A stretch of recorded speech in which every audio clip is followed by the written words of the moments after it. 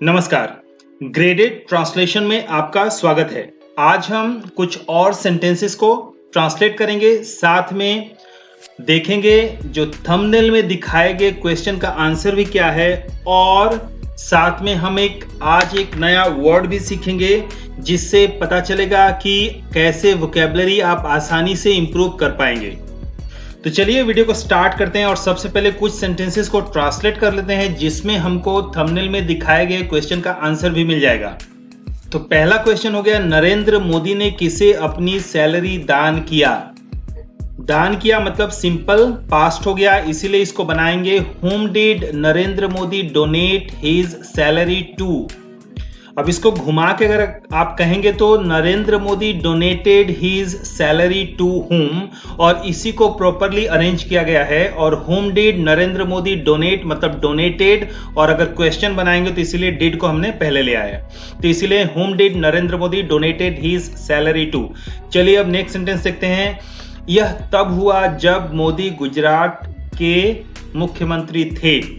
तो थे मतलब it happened then, so it happened then मतलब तब हुआ था जब नरेंद्र मोदी थे, मतलब he was the chief minister. तो ऐसे बन गया इट हैपेंड व्हेन, तब जब Narendra Modi was the chief minister of Gujarat. तो ऐसे हमारा इस सेंटेंस का ट्रांसलेशन भी हो गया। ले लेते हैं अगला सेंटेंस। अगला सेंटेंस हो गया, मुख्यमंत्री रहते हुए उनको जो सैलरी मिलती थी उसी को उन्होंने इकट्ठा किया था थी। तो ये आपका पास्ट परफेक्ट में बनेगा।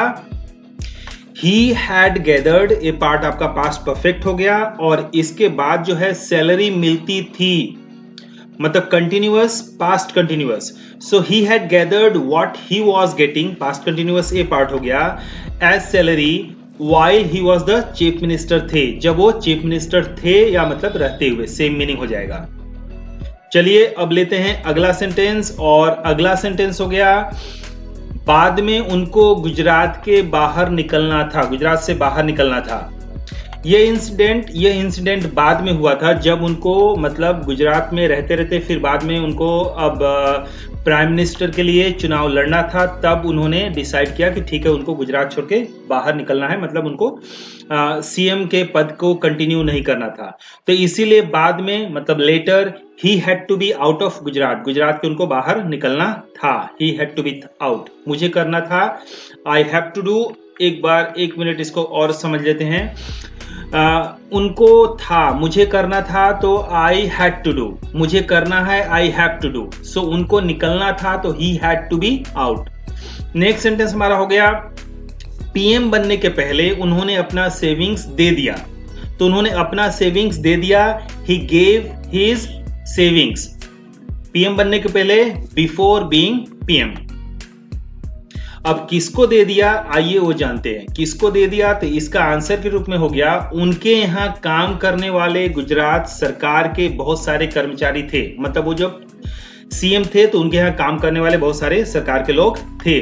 सो थे मतलब देयर वॉज, एक था, यहाँ पे बहुत सारे थे, इसलिए there were many working employees, काम करने वाले एम्प्लॉई थे किसके, of the Gujarat government. So there were many working employees of the Gujarat government. अगला सेंटेंस, इसीलिए उन्होंने उनके बेटियों के लिए अपना पूरा सेविंग्स दान कर दिया। दैट इज वाई, इसीलिए, या आप चाहे तो सो भी लगा सकते हैं, सो दैट इज वाई दान कर दिया। ही डोनेटेड हिज एंटायर सेविंग्स, अपना पूरा सेविंग्स किनके लिए, फॉर देयर डॉटर्स, उनके बेटियों के लिए। लेते हैं अगला सेंटेंस। अगला सेंटेंस हो गया, बस इतना ही नहीं, पीएम मोदी हमेशा अपनी कमाई दान करते रहते हैं। सो इतना ही नहीं, not only this, PM Modi करते रहते हैं, मतलब पीएम मोदी ये आपका प्रेजेंट इंडेफिनिट हो गया। PM Modi always keeps on, S लगा हुआ है, present indefinite, keeps on donating his income, अपना इनकम दान करते रहते हैं। हमारा अगला सेंटेंस हो गया, और अभी तक आपने मेरे चैनल को सब्सक्राइब नहीं किया है तो मेरे चैनल को सब्सक्राइब कीजिए। इसका ट्रांसलेशन हो गया, एंड और if you have not subscribe to my channel, present perfect, then do subscribe to my channel. तो मेरे चैनल को सब्सक्राइब कीजिए।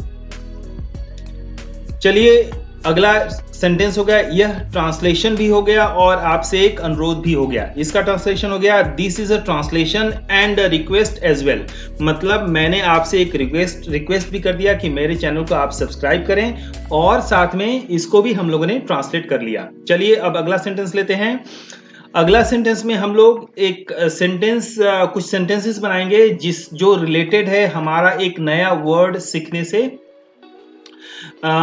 के लिए, कि कैसे हम लोग उससे एक नया वर्ड सीखेंगे। तो जो वर्ड आज हम लोग सीखेंगे वो हो गया आपका मैग्नेनिमस, और मैग्नेनिमस का मीनिंग हो गया जनरस, बिग हार्टेड, उदार। तो इस वर्ड का हम लोग मीनिंग सीखेंगे। तो मीनिंग हमने सीख लिया और अब देखना है कि हम लोग इसको कैसे याद रखेंगे, मतलब आपके दिमाग में हमेशा ये कैसे बने रहे। तो इसके लिए कुछ और सेंटेंसेस ट्रांसलेट करेंगे और आपको इसी में पता चल जाएगा कि कैसे आपको इसको याद रखना है। तो अब देखते हैं आप कैसे इसे याद रखेंगे, मतलब future. Now let us see how you can memorise this. आप कैसे इसको मेमोराइज कर लेंगे, याद रख पाएंगे। अगला सेंटेंस या ट्रांसलेशन आपको बताएगा कि आप कैसे इसको याद रखेंगे। तो इसके लिए हमारा पहला सेंटेंस हो गया, इसको याद रखने के लिए आप सोचिए कि आप मैगी खाने जा रहे हैं। याद रखने के लिए टू रिमेंबर दिस, आप सोचिए, मतलब you imagine that you are going to, खाने जा रहे हैं, you are going to eat Maggi, आप मैगी खाने जा रहे हैं। हमारा अगला सेंटेंस, तभी एक भिखारी आ गया, मतलब भिखारी आ जाता है। आप फ्यूचर में एक कल्पना में है आपका। सो तभी मतलब देन अ बेगर कम्स, इसीलिए हमने इसको फ्यूचर में रखा है। फिर अगला सेंटेंस, और आपने अपनी मैगी भिखारी को दे दिया, और आपने and you give your Maggi, अपनी मैगी दे देते हैं टू द बेगर। ये भी हमने इसीलिए इसको फ्यूचर में रखा है कि आपने दे दिया, एक कल्पना वाली बात हो गई, फ्यूचर वाली बात। अगला सेंटेंस हो गया, इसीलिए आप मैग्नेनिमस हो गए।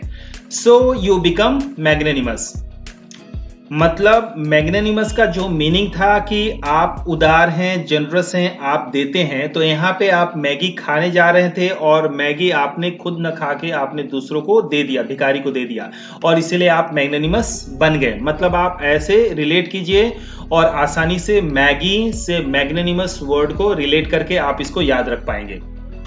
तो चलिए आज ट्रांसलेशन के साथ एक वोकैबुलरी का एक पर्टिकुलर वर्ड भी हो गया और मैग्नेनिमस आपको एक नया वर्ड मिल गया। आप इसको हमेशा चाहे तो याद रख सकते हैं मैगी को यूज करके, सहारा लेके। तो आज के लिए बस इतना ही।